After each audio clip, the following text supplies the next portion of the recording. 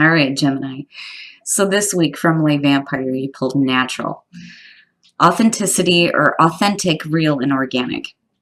And then from Chakra Wisdom, you pulled workaholic. Now, when you're looking at natural, it immediately talks about how those things are not what defines you, and which is funny because I just went through this with Taurus. Now, natural. The blessing says, when you take away the trappings of money, power, status in the world, you are left with the things of spirit, and you are rich in the ways of the soul indeed. This creates a balanced, centered, strong core. And then working with this card says that there has been an over-reliance on ways of identifying who you are.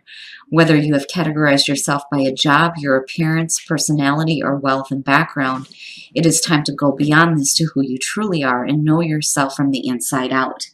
But when you're looking at that with workaholic, for some of you, it's needing to work. You have to work, right? We have to work to survive. We got to pay the bills.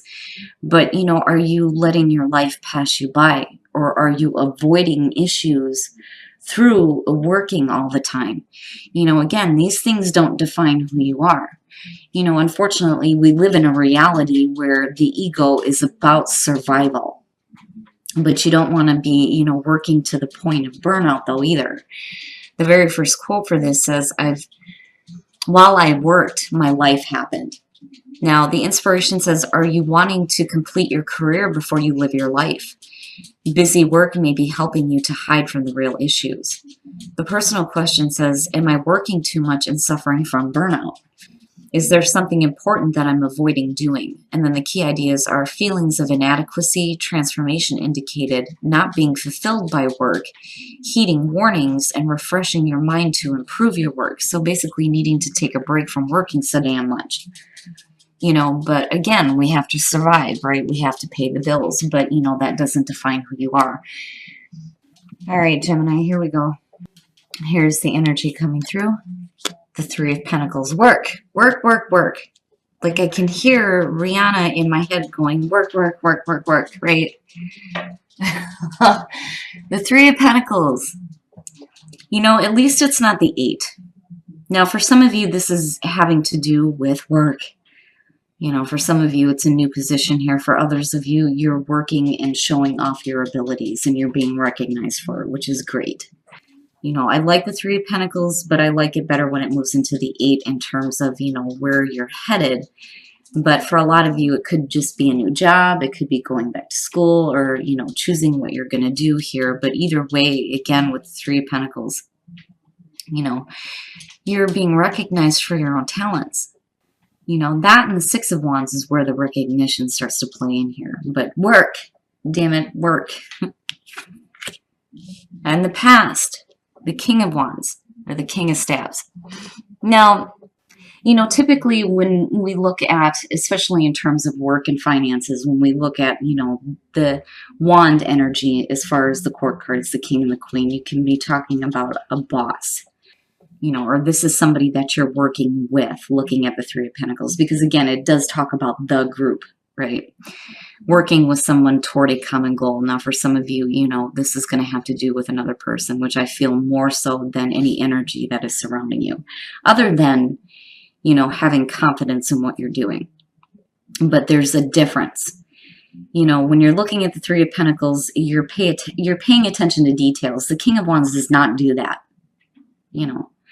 But this could be somebody that you're working with, whether it's just, work, or you're talking about a family relationship, or you're talking about, a romantic relationship. But I do feel like this is somebody else coming through. And you're looking at fire. But what I worry about with the King of Wands is commitment. Commitment. In the present, the Five of Staves or the Five of Wands, you're talking about competition. And it's mild conflict. It's, a bunch of ideas being thrown around, but nobody really being heard. And I've always said when it comes to the Five of Wands, you can step up here and get control of the situation. It's minor. It's not the Five of Swords, which is great.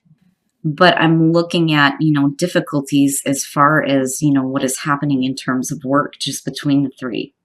That King of Wands could literally be competition coming through. That, or there are, arguments that are happening because people aren't being heard. when you're looking at the Five of Wands. You know, and again, it's what you're working toward. It has to do with what you are working toward, looking at the Three of Pentacles. Yeah. No. Ugh.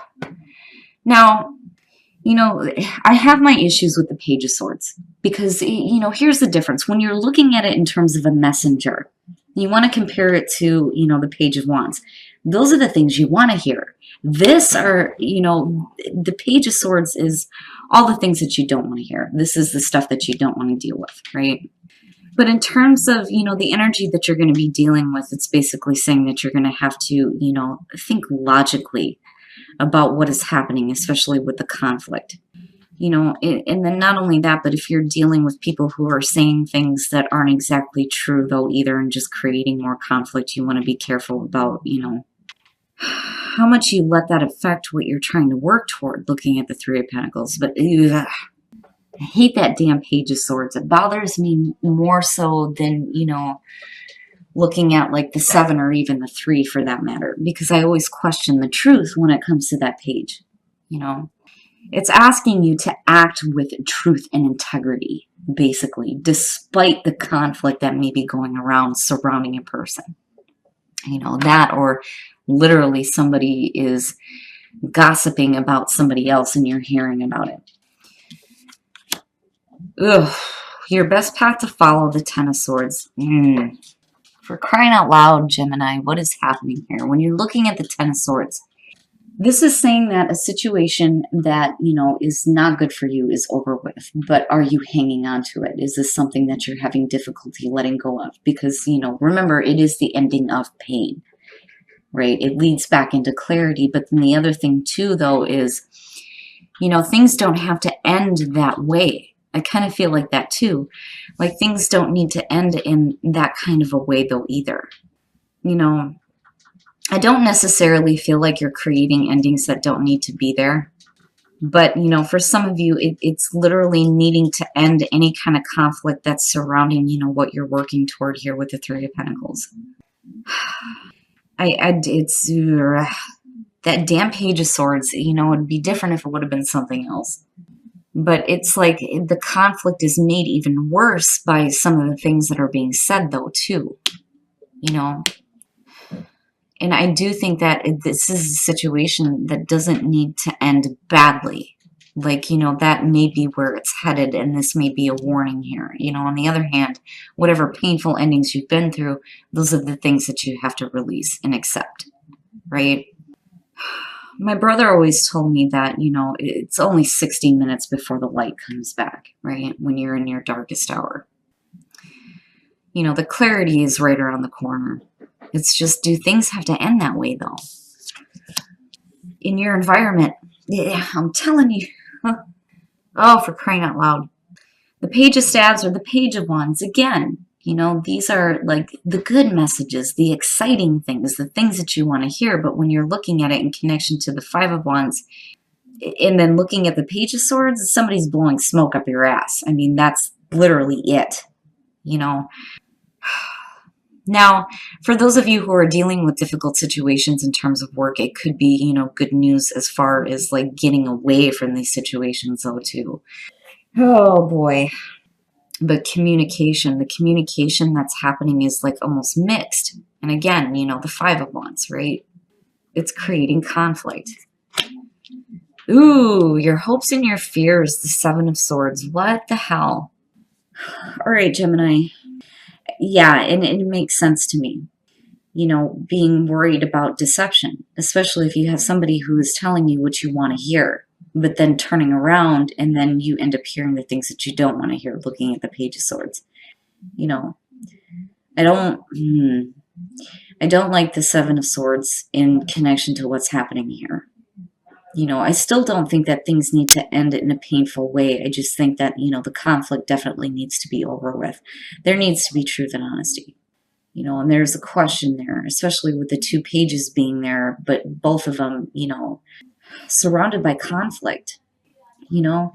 And the other thing, too, is when you're looking at the King of Wands as a past coming through, you know, beyond being a fire sign here, again, going back to commitment and having commitment issues.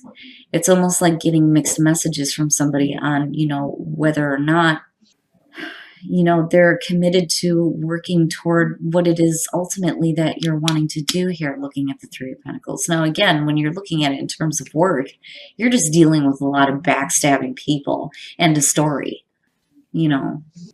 I just worry about, the mixed messages that are being sent out, Oh, wow.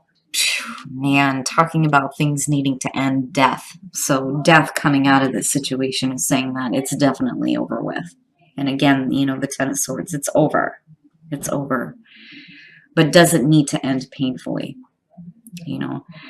which I can understand why that's there. But then at the same time, you can't stay stuck with that kind of ending though either.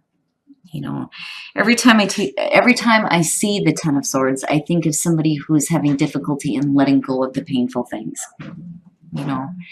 It's almost like, are you choosing to continue to stay in conflict because you feel like something can be worked out?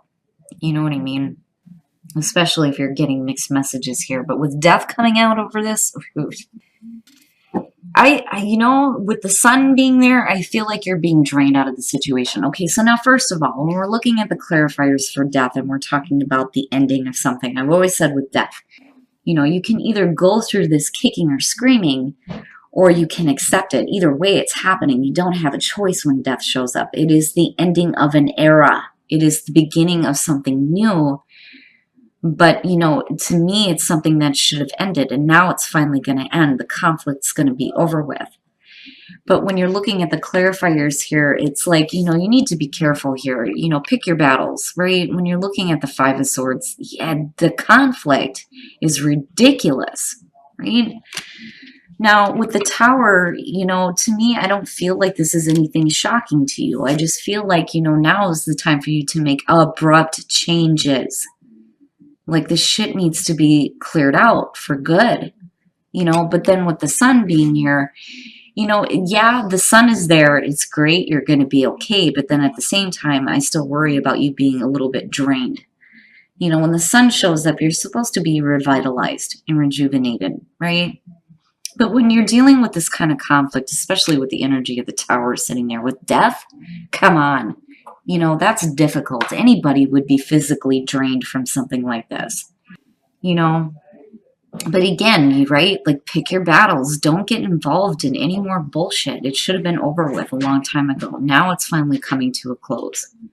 No matter who you're dealing with here, I feel like, for some of you, if this is somebody that, you're hoping to work with toward, and ultimately a common goal, right? Looking at the Three of Pentacles, whether it's work or relationship, I feel like, they're telling you what you want to hear, but everything is just surrounded in conflict. And I think that a lot of you are fearing, deception that may be going on, which would explain why the Ten of Swords is sitting here, but then ultimately looking at death coming out. Damn it, Gemini. You're supposed to have good stuff going on, right? And then, the other problem, though, too, is you want to be true to who you are, looking at natural. But the other thing is you don't want to avoid any issues either with workaholic, Trust, resilience, and gratitude.